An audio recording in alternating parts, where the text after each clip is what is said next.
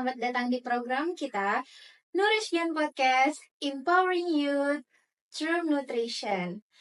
Saya Farari Fabella, senang sekali bisa menemani kalian pada episode kali ini. Nah, hari ini kita akan membahas topik yang sangat menarik, yaitu mahasiswa gizi dan tanggung jawabnya sebagai role model kesehatan. Nah, hari ini kita udah kedatangan tamu spesial nih. Ada Ibu Reni Novia, SGZ MGZ. Ibu Reni ini adalah dosen di Universitas Sumatera Utara, tepatnya di Fakultas Kesehatan Masyarakat Prodi S1 Gizi. Nah, Ibu Reni ini sudah banyak sekali pengalamannya di dalam dunia kesehatan dan pendidikan. Boleh dong kita sapa-sapa Ibu Reninya dulu. Halo Ibu Reni. Halo, Gimana kabarnya hari ini? Alhamdulillah baik ya. Alhamdulillah baik.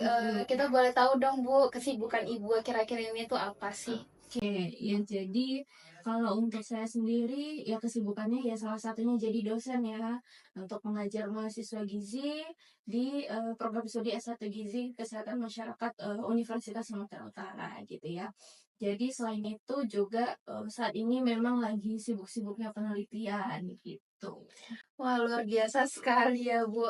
Kita mau tahu dong, Bu, gimana sih cara Ibu itu mengatur kesibukan Ibu, tapi tetap mengatur pola hidup sehat nih, Bu. Oke, jadi sebenarnya kalau kesibukan pasti semua orang mungkin sibuk gitu ya dengan pekerjaan atau misalnya kalian misalnya mahasiswa itu sibuknya dengan tugas dan perkuliahan gitu ya. Jadi kalau untuk mengatur itu pasti kita harus menyesuaikan dengan standar prioritasnya gitu ya. Jangan sampai nanti hal-hal yang tidak perlu kita lakukan terlebih dahulu gitu ya.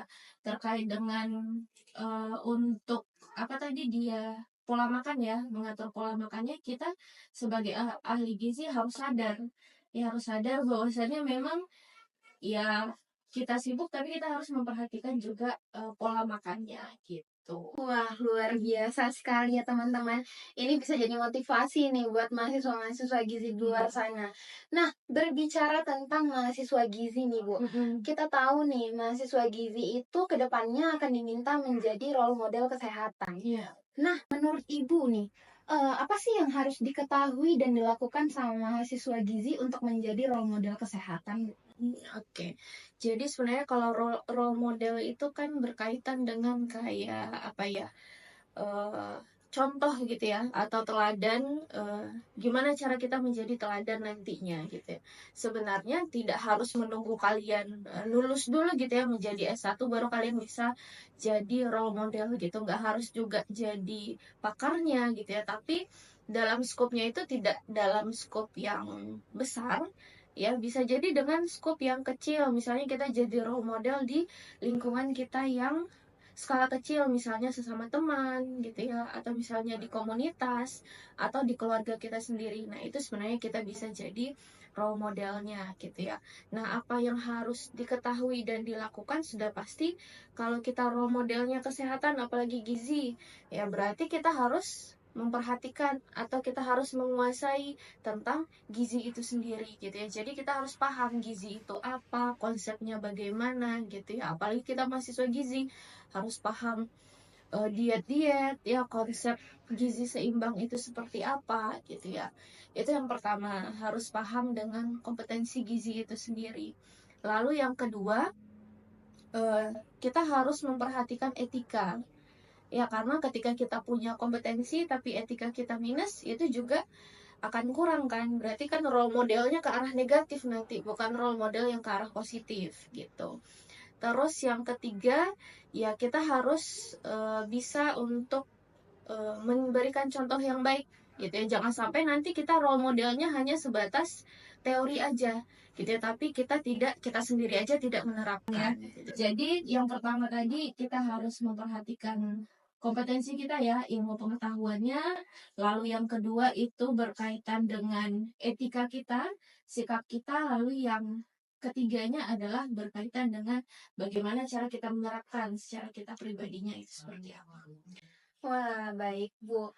Nah, berarti memang pengetahuan, etika, dan bagaimana cara kita menerapkan itu harus diperhatikan sekali ya, Bu. Iya, benar-benar. Nah, Dari perspektif Ibu nih, gimana sih peran mahasiswa gizi pada masyarakat saat ini, Bu? Oke, peran mahasiswa gizi untuk masyarakat saat ini memang ada beberapa yang sudah menjalankan gitu ya untuk mengimplementasikan ilmunya gitu. Tapi memang itu masih sebagian gitu ya. Sebagian lagi mungkin eh, prioritas mereka hanya kuliah saja gitu ya. Jadi untuk peran-peran yang sudah mereka lakukan, mungkin kalian dari organisasi juga udah pernah ikut pengabdian gitu ya, untuk ikut juga prosesnya penyuluhan, baik itu di sekolah atau di puskesmas. Bahkan mungkin ada beberapa mahasiswa gizi yang juga jadi influencer ya, influencer terkait dengan memberikan pengetahuan tentang gizi dan kesehatan gitu. Nah, menurut Ibu nih, Hmm. apa sih perilaku sehat yang bisa dilakukan oleh mahasiswa gizi untuk menginspirasi masyarakat di luar sana, Bu? Oke, perilaku sehat ya. Jadi untuk perilaku sehat kita nggak harus menyampaikannya dengan bahasa-bahasa yang atau dengan perilaku yang berat gitu ya, harus olahraga nge-gym atau bagaimana gitu ya. Cukup kita kasih contoh-contoh yang sederhana. Bisa jadi mungkin dari membiasakan sarapan dulu, ya kan. Kadang-kadang kan banyak juga ya orang yang masih untuk kebiasaan sarapannya dilewatkan gitu ya.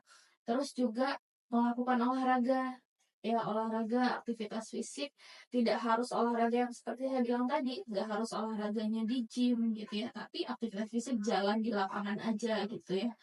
Terus juga mungkin membatasi untuk konsumsi gula, GGL ya, gula, garam, dan lemak. Ya sederhananya ya jangan terlalu banyak kita untuk mengkonsumsi makanan atau minuman yang manis-manis gitu. Berarti memang mahasiswa gizi ini bisa menginspirasi masyarakat dengan perilaku-perilaku yang dasar dulu ya, Bu, Iya mengatur benar. pola makan, mengatur konsumsi GGL gitu. Iya benar. Nah, Bu, sekarang ini kan Ibu sudah terjun ke dalam dunia gizi nih, Bu.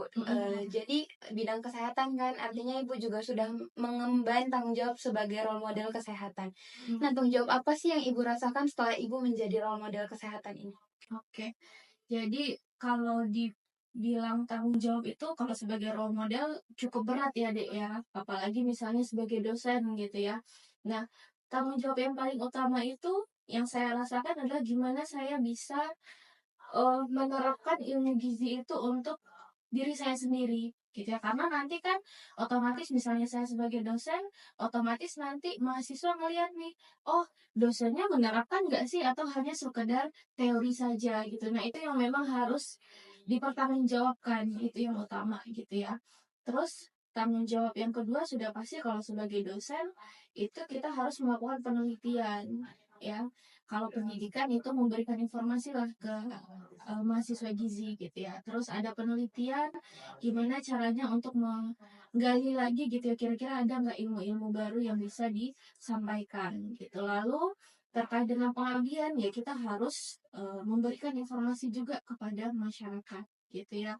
Terus juga informasi yang diberikan masyarakat tuh mungkin kalau dari saya sendiri skupnya nggak bisa menjangkau semua ya gitu. Jadi memang harapannya perlu juga nih bantuan dari mahasiswa gizi untuk menyalurkan informasi yang didapatkan gitu ya, biar tersampaikan juga ke masyarakat gitu.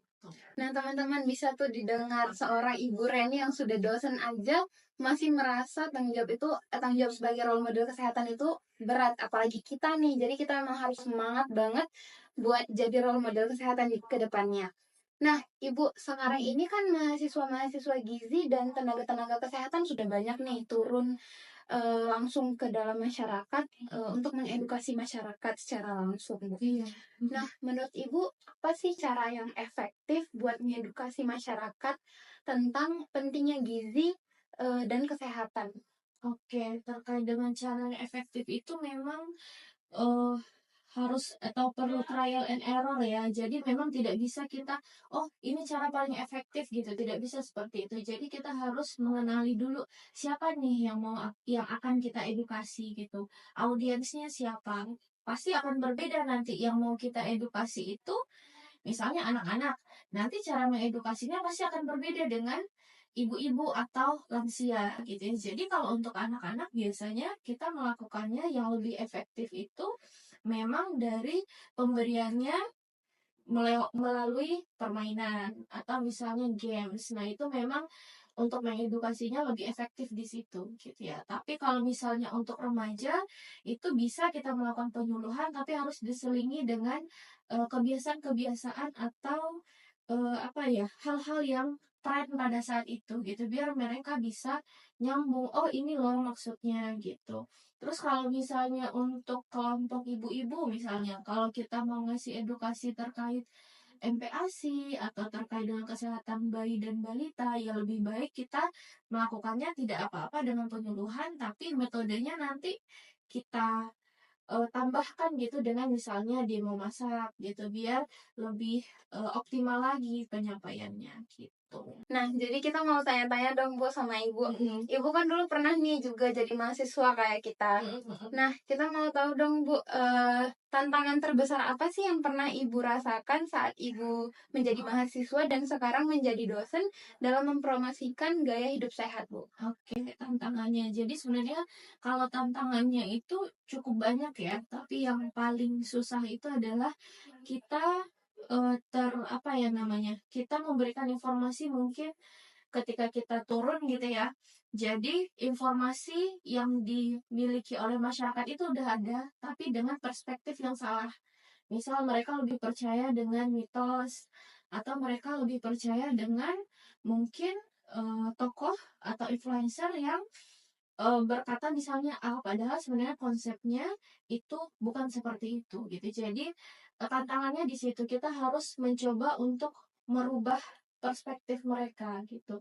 Selain itu juga tantangannya ketika kita ngasih edukasi itu untuk membuat si targetnya itu atau audiensnya itu melakukan perubahan perilaku itu juga cukup susah gitu. Mungkin pengetahuan mereka berubah, tapi pengetahuan mereka menjadi meningkat gitu ya. Tapi nanti untuk perilaku mereka mungkin belum bisa menjamin gitu ketika kita melakukan edukasi gitu. Jadi edukasinya memang harus perlu dilakukan secara berkelanjutan kalau bisa gitu. Nah, memang kami juga pernah tuh Bu mengalami hal-hal seperti Iya, yang Ibu benar. bilang gitu kan. Nah, boleh dong Bu Ibu cerita sedikit lagi tentang pengalaman Ibu saat Ibu melakukan kegiatan atau misalnya melakukan program untuk meningkatkan kesehatan pada masyarakat gitu Bu. Oke, jadi kalau untuk program sama kegiatan itu memang dulu saya seperti kalian juga ya tergabung dalam himpunan mahasiswa gizi yang memang mereka melakukan penyuluhan atau edukasi. Kalau dulu itu ada edukasinya ke sekolah, ya targetnya anak sekolah, lalu ada ibu ya, ibu hamil, ibu menyusui dan ibu yang mempunyai bayi dan balita gitu. Itu terkait dengan penyuluhannya. Lalu juga dulu saya pernah jadi fasilitator ya. Itu memang ada programnya dari kampus itu menjadi fasilitator untuk memberikan pendidikan gizi itu untuk remaja. Biar nanti targetnya adalah ketika pendidikan gizi itu yang diberikan sekitar 4 bulan gitu ya setiap minggu, harapannya nanti pengetahuan si remajanya itu jadi lebih baik lagi gitu.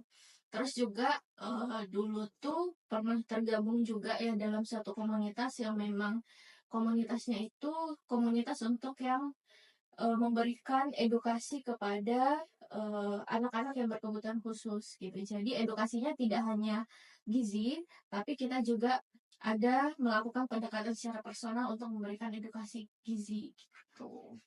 Oh iya Bu, Mm-mm. tapi kalau sekarang ini kan Bu melakukan kegiatan-kegiatan yang seperti Ibu bilang itu kan tidak terbatas hanya offline saja Mm-mm, Bu, karena mm-mm, kan mm-mm. sekarang juga anak muda sekarang nih kan Bu lebih suka menggunakan sosial media, terus mereka juga suka ngikuti tren-tren yang ada di sosial media. Nah menurut Ibu gimana sih Mm-mm. mahasiswa gizi bisa menciptakan tren pola hidup sehat di sosial media? Oke, jadi kalau untuk tren itu memang kalau sekarang tuh istilahnya viral ya.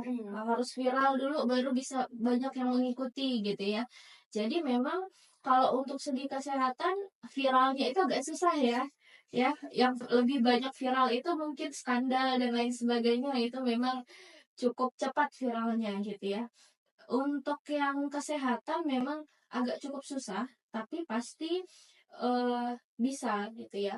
Memang targetnya nggak bisa mungkin se-Indonesia dulu kita ya, kita nggak apa namanya, harus ideal juga ya, harus realistis juga maksudnya terkait dengan gimana cara membuat tren tersebut gitu ya. Nah, terkait dengan hal ini pasti kita harus berpikir dulu ya. Itu pasti kalau dalam media sosial yang diperhatikan dulu kontennya kan. Kontennya gimana gitu ya. Jadi kalau kita mau jadi role model di dalam media online gitu ya, media sosial ya, kita harus memastikan dulu awalnya tuh targetnya siapa. Apakah kita targetnya remaja, ibu-ibu atau anak-anak gitu ya. Itu pasti nanti akan berbeda caranya gitu. Lalu nanti kalau misalnya kita juga berpikir oh kita butuh yang remaja, otomatis nanti kita pilih media sosial mana yang perlu gitu ya, atau media sosial mana yang efektif digunakan. Kan ada Instagram, Facebook, terus misalnya TikTok gitu ya. Nah, kira-kira nih kalau yang remaja mungkin lebih banyaknya ke TikTok gitu ya atau Instagram gitu. Nanti berbeda halnya dengan ibu-ibu. Kalau ibu-ibu mungkin nanti ke Facebook gitu ya, masih yang Facebook kan udah agak lama tuh, tapi kalau ibu-ibu kan masih aktif di situ gitu. Nah, itu harus diperhatikan target-targetnya. Terus juga dari segi kontennya ya, kontennya juga harus menarik gitu ya. Tidak perlu terus juga nanti kontennya itu bahasanya bahasa yang mudah dimengerti gitu ya. Lalu nanti biasanya kalau tren-tren itu kebanyakan itu ada hashtagnya ya. Kalau ada hashtagnya bisa mudah diingat, dan juga nanti biasanya kalau di Instagram itu kan ada komunitas tuh. Nah, bisa kan kita buat komunitas di situ, jadi kan bisa terkumpul ya orang-orang yang memang punya minat di situ gitu. Jadi dalam membentuk tren pun kita nggak bisa sendiri membentuknya, harus berkelompok atau harus ada kerjasama dengan yang lainnya gitu.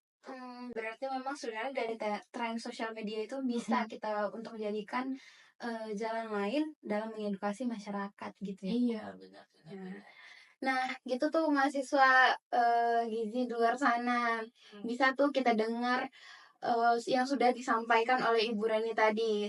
Mahasiswa gizi kedepannya memang harus diminta untuk menjadi seorang role model kesehatan. Jadi memang kita ini harus mengetahui dari dasar misalnya pengetahuan, etika, terus kita juga bisa melakukan perilaku-perilaku sehat seperti misalnya menjaga pola makan, melakukan sarapan setiap harinya, terus misalnya melakukan aktivitas fisik, menjaga konsumsi atau membatasi konsumsi gula, garam, dan lemak, serta kita bisa tuh juga melakukan edukasi pendekatan kepada masyarakat itu kita sesuaikan dengan audiens atau target kita, misalnya kayak tadi yang udah disampaikan oleh Bu Reni kepada ibu-ibu nih, misalnya kita melakukan demo masak dalam mengedukasi, terus misalnya saat menggunakan tren sosial media atau sosial media juga menggunakan hal yang sama, itu kita sesuaiin dengan target yang mau kita capai, kepada siapa nih kita mau kirim konten ini gitu. Jadi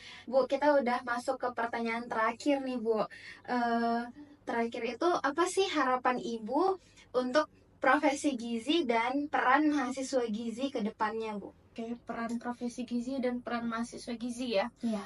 Oke, kalau untuk profesi gizi mungkin harapannya nanti bisa menghasilkan lagi ya mahasiswa-mahasiswa gizi yang memang nanti bisa berkontribusi di masyarakat gitu. Lalu untuk yang lainnya bisa jadi nanti untuk gizi ini bisa berkolaborasi dengan berbagai sektor gitu ya. Mungkin sekarang udah berkolaborasi dengan beberapa sektor, tapi harapannya semua sektor bisa berkolaborasi, karena harapannya kan untuk mengatasi permasalahan gizi sudah pasti tidak hanya satu sektor kesehatan aja gitu ya. Ada peran serta dari sektor-sektor atau bidang-bidang lain yang bisa mendukung keberhasilan dari mengatasi permasalahan gizi gitu ya.